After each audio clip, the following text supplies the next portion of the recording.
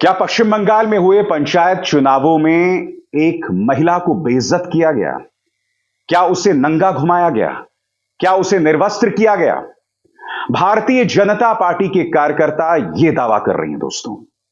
मगर उससे पहले आपको यह बात समझनी पड़ेगी कि जब से मणिपुर का वो वीडियो सामने उभर कर आया जिसमें कुकी समुदाय की दो महिलाओं को पहले निर्वस्त्र किया गया, फिर उनके साथ सामूहिक दुष्कर्म किया गया और फिर उनके परिवार के दो मर्दों को मौत की घाट उतार दिया गया, वो वीडियो और वो पूरी घटनाक्रम जो है वो भारतीय जनता पार्टी के गले की फांस बन गई है।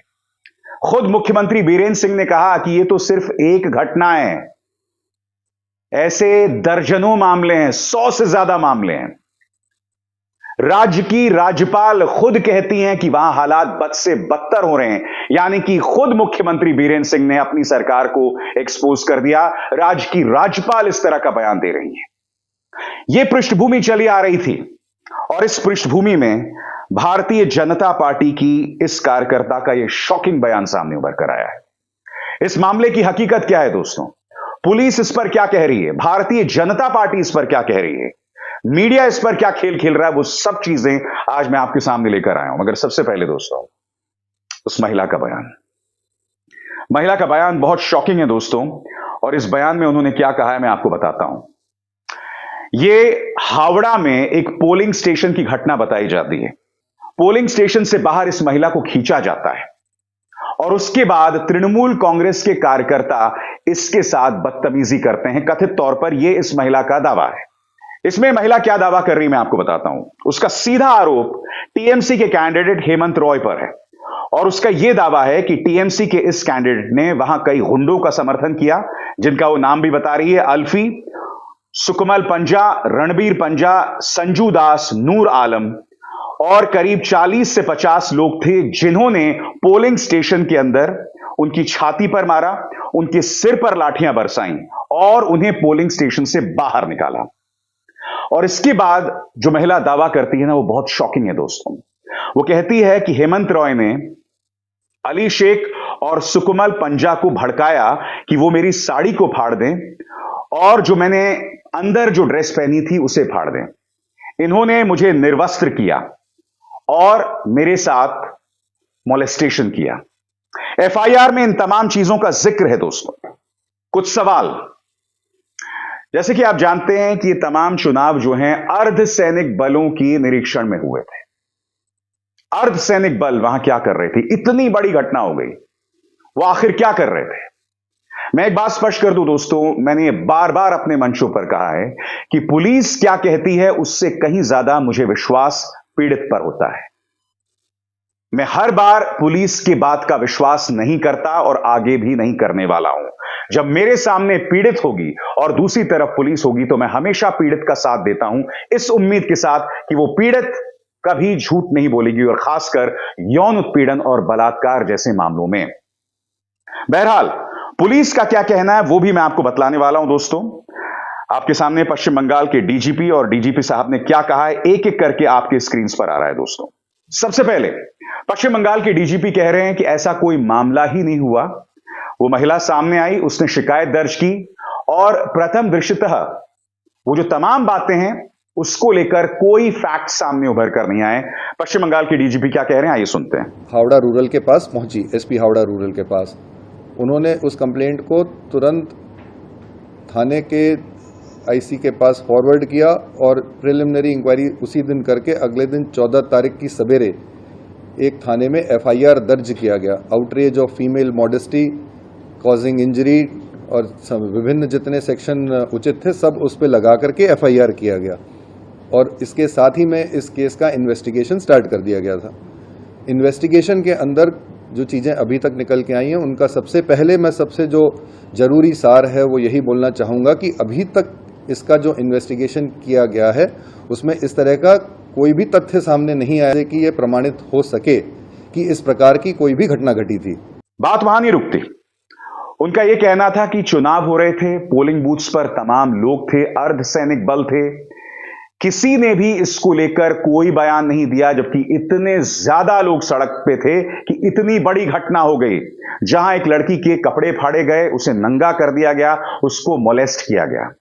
सुनिए वो क्या कह रहे हैं। बूथ थे और प्रत्येक बूथ के ऊपर आप लोग अच्छे से जानते हैं केंद्रीय वाहिनी अच्छी स्ट्रेंथ में उपस्थित थी उसी दिन। इसके अलावा पंचायत के दिन आप लोग जानते हैं हमारे यहाँ बहुत हाई परसेंटेज ऑफ वोटिंग होती है, जिसका अर्थ ये है कि हमारे स्टेट के जितने मनुष्य हैं सब प्राय बाहर रहते हैं, सड़कों के ऊपर में, पोलिंग बूथ के आसपास हर जगह मौजूद रहते हैं। और आजकल हर मनुष्य के पास प्राय एक मोबाइल फ़ोन ज़रूर रहता है। इसके बावजूद न तो सेंट्रल पुलिस वाहिनी ने जो वहाँ उस बूथ पर थी इस तरह की कोई हम लोगों के पास कोई कंप्लेंट पहुंचाई की हुआ है, न जैसा आप देख रहे हैं कि किसी और तरफ से, चाहे जिन्होंने बाद में कंप्लेंट दी उनकी तरफ से या किसी पॉलिटिकल पार्टी की तरफ से या किसी भी तरफ से हमारे पास कोई इस तरह की कंप्लेंट किसी तरह से भी नहीं पहुंची। 13 तारीख को ईमेल के माध्यम से ये कंप्लेंट हम लोगों के पास पहुंची है और उसके इन्वेस्टिगेशन के अंदर जो पॉइंट निकले मैंने आपके सामने रखे हैं।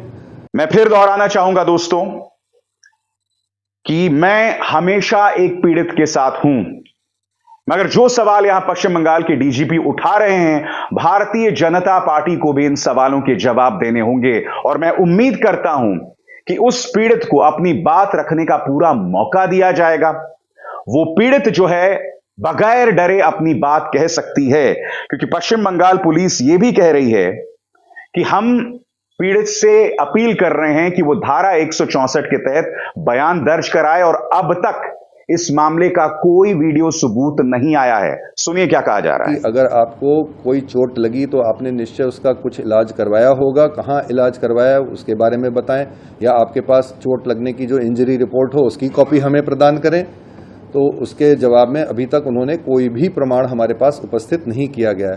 उनको हम लोगों ने चिट्ठी लिख करके सूचित किया है कि आप हमारे साथ में कोर्ट में चल के 164 स्टेटमेंट करें इस घटना का, कि अगर इस तरह की कोई घटना करिए आप बताएं। लेकिन वो आज तक उन्होंने उसके बारे में भी हम लोगों को कोई रिस्पॉन्ड नहीं किया गया। इसके अलावा और आपके ध्यान आकर्षित इस तरफ करना चाहूँगा कि हमारे इन्वेस्टिगेशन में उस इलाके से कोई ना तो वीडियो मिला है, ना आसपास के सीसीटीवी जितने हैं उनको हम लोगों ने अभी तक खोज करके देखने की कोशिश करी है, उसमें भी कोई इस तरह का प्रमाण हमारे पास उपस्थित नहीं हो पाया है। दरअसल पश्चिम बंगाल के डीजीपी के इस बात के पीछे की मानसिकता को आपको समझना पड़ेगा, क्योंकि जब मणिपुर की वो शॉकिंग घटना हुई थी तब एक वीडियो सामने उभर कर आया था। 77 दिनों से प्रधानमंत्री कुछ नहीं कह रहे थे, एकदम खामोश थे, मगर जब वो वीडियो सामने उभर कर आता है तब प्रधानमंत्री बोलते हैं, और बोलते भी हैं तो उसमें विपक्ष की सरकार को घेरे में ले लेते हैं। 150 लोग मारे जा चुके थे। इसी मंच पर मैंने न जाने कितनी बार कहा, प्रधानमंत्री जुबान खोलिए, जुबान खोलिए, जुबान खोलिए, मगर मजाल है कि प्रधानमंत्री कुछ कहे। पश्चिम बंगाल के डीजीपी कहीं ना कहीं इस बात की ओर इशारा कर रहे हैं कि अभी कोई वीडियो सामने नहीं है, मगर कई ऐसे मामले होते हैं दोस्तों जहां वीडियो सामने नहीं होता है, हालात अलग हो सकते हैं। मगर जिस बात पे आपको गौर करना होगा कि पोलिंग बूथ की सुरक्षा अर्धसैनिक बलों के हाथ में होती है, उन्होंने ऐसी शिकायत आखिर क्यों नहीं की? और बात वहां नहीं रुकती। उनका यह भी कहना है कि भारतीय जनता पार्टी की फैक्ट फाइंडिंग कमेटी वहां गई थी, उन्होंने भी इस मुद्दे की शिकायत नहीं की।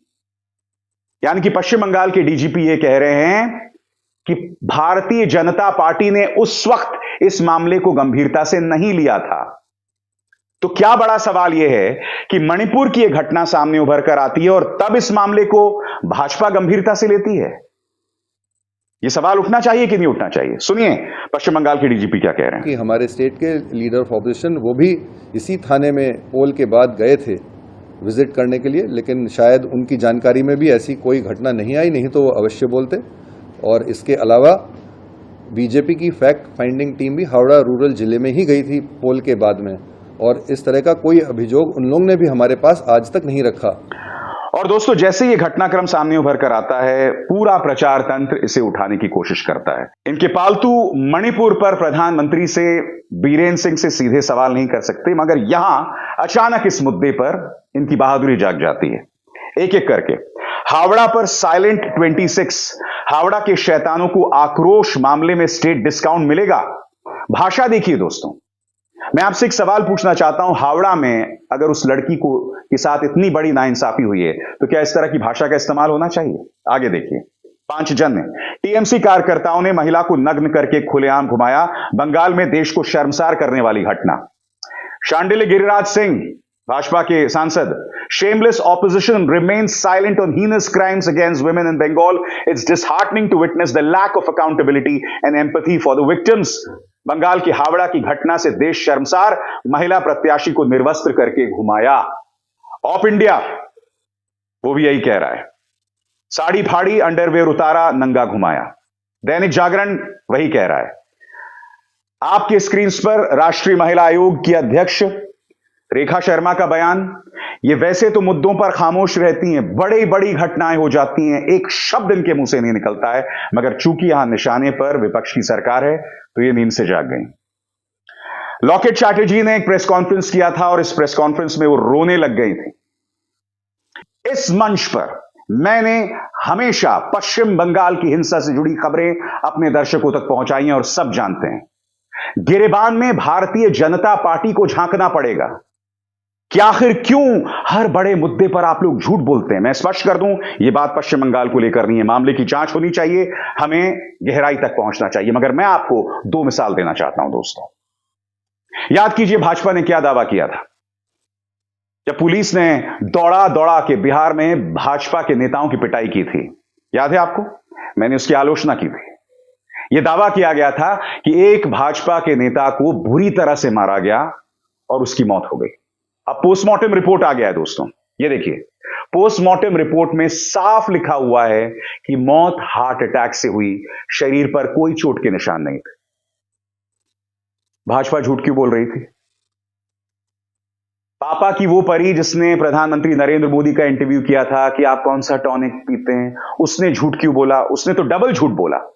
उसने तो यह तक झूठ बोला कि उनके शरीर पर खून के निशान थे, यानी कि एक फोटोशॉप की हुई तस्वीर न्यूज चैनल पर दिखाई गई।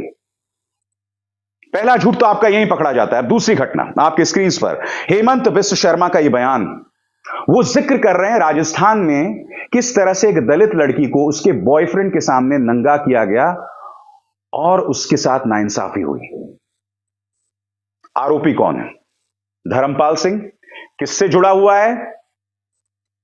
अखिल भारतीय विद्यार्थी परिषद से।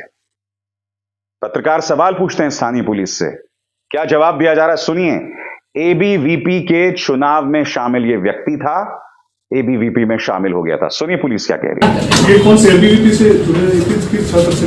जो अभी पूछताछ की गई है आरोपियों से, तो एक लोकेंद्र सिंह जो कि कोशिश कर रहा है एबीवीपी से टिकट लेने की, और दूसरा जिसने सारा मदद की रहने में, वो है कंवरराज सिंह। यानी कि भारतीय जनता पार्टी के नेता कुछ भी कह सकते हैं। मैं आपसे एक सवाल पूछना चाहता हूं कि भाई हेमंत बिश्व शर्मा इस मुद्दे को क्यों उठा रहे हैं जबकि आरोपी तो एबीवीपी के हैं? और सबसे बड़ा सवाल, मणिपुर में प्रधानमंत्री इतने देर से खामोश क्यों हैं? यह मीडिया सवाल करेगा, क्यों खामोश थे? और जब मुंह खोला तो उसमें भी राजनीति कर गए। क्या मीडिया यह सवाल करेगा कि बीरेन सिंह अभी भी अपने पद पर क्यों बने हुए हैं? राजस्थान, छत्तीसगढ़, ये तमाम सरकारें एक्शन लेती हैं, कार्रवाई करती हैं, गुनहगारों को बचाने का प्रयास नहीं करती, चाहे वो जिस भी जाति से हों।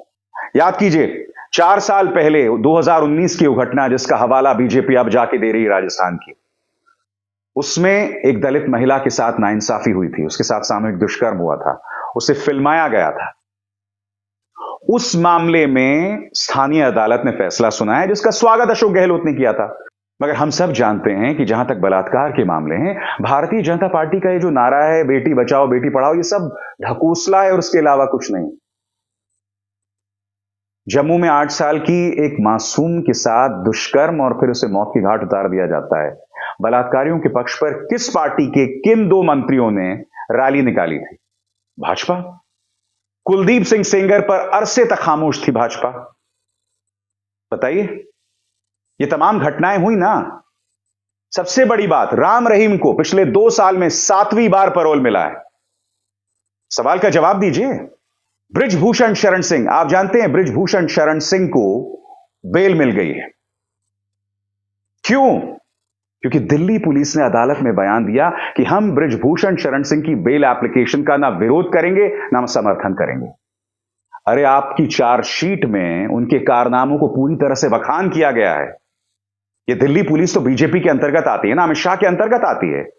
तो आप उनकी बेल का विरोध क्यों नहीं कर रहे हैं? इसीलिए बृजभूषण शरण सिंह को बेल मिल जाती है। तो महिला सुरक्षा के ऊपर भारतीय जनता पार्टी को कहने का कोई नैतिक अधिकार नहीं है। हैविंग सेड दैट, बंगाल की उस पीड़ित के साथ इंसाफ होना चाहिए, कि हम सब जानते हैं कि पश्चिम बंगाल के चुनावों में तृणमूल कांग्रेस के कार्यकर्ताओं ने किस तरह से डर, बैरिकेडिंग, डराना और बॉम्ब्स का इस्तेमाल किया था।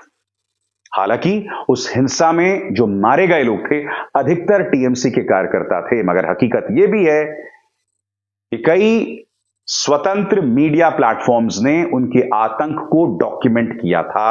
इसे भी हम नजरअंदाज नहीं कर सकते। अभिसार शर्मा को दीजिए इजाजत। नमस्कार। स्वतंत्र और आजाद पत्रकारिता का समर्थन कीजिए, सच में मेरा साथी बनिए। बहुत आसान है दोस्तों, इस ज्वाइन बटन को दबाइए और आपके सामने आएंगे ये 3 विकल्प, इनमें से एक चुनिए और सच के इस सफर में मेरा साथी बनिए।